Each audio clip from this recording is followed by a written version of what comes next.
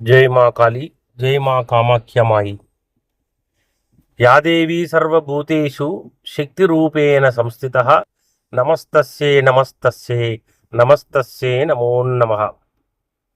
ओम गणानां त्वा गणपतिगुं हवामहे कविं कवीनामुपमस्रवस्तवं ज्येष्ठराजं ब्रह्मणस्पदान शृण्वन्नोतिभिः सीदसादनं श्रीमहागणाधिपतये नमः। श्रीगुरुभ्यो नमः। हरिः ओम्। ओम काली महाकाली कालिके परमेश्वरी सर्वानंदकरे देवी नारायणि नमोस्तुते।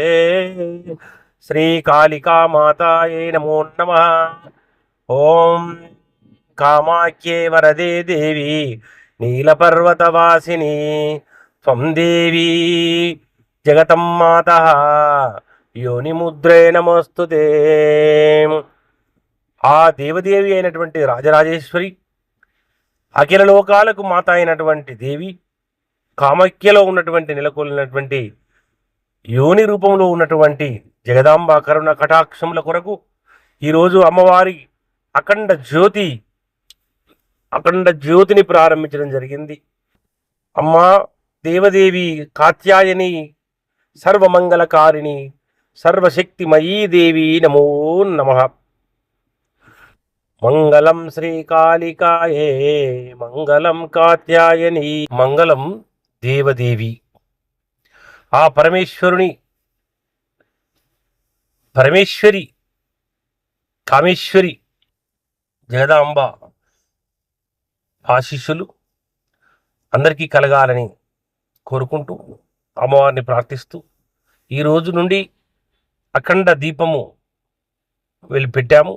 మరియు ఈరోజు నుండి మన సభ్యులందరికీ కూడా ఆధ్యాత్మిక బంధువులందరికీ మన పీఠంలో వారి వారి గోత్రనామాలచే నిత్య అర్చన అభిషేకము జరుగుతుంది.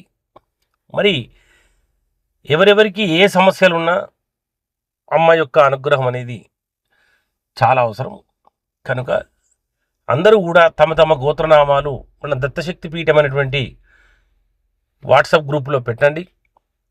ఈ గ్రూప్ పెట్టడానికి కూడా ముఖ్య కారణం ఏమిటంటే జ్యోతిష్య, వాస్తు, పురోహిత, వేద విద్యా సంబంధించిన ఆధ్యాత్మిక సంబంధించిన విషయాలు ఏదైనా మనము చర్చించుకోవచ్చు. శుభాకాంక్షలు లాంటి విషయాలను ఏది పడితే అది పెట్టకూడదు. మరి ఆ యొక్క రాజరాజేశ్వరి అయినటువంటి మాత అనుగ్రహం శ్రీచక్ర ఆరాధన ద్వారా ఖచ్చితంగా మనము సిద్ధిని పొందుతాము.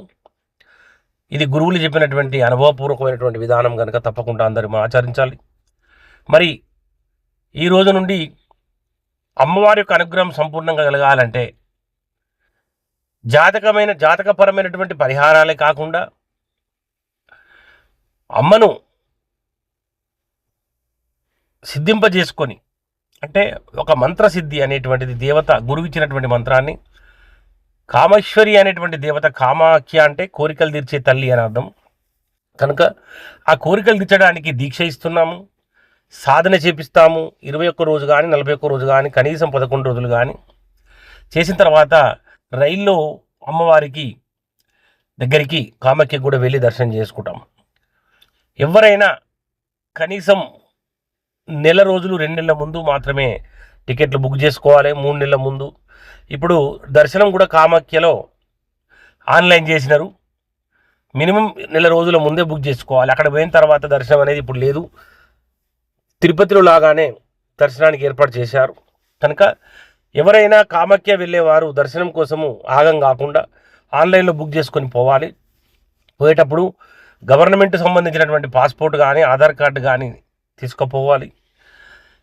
ఖచ్చితమైనటువంటి పద్ధతులను పెట్టారు.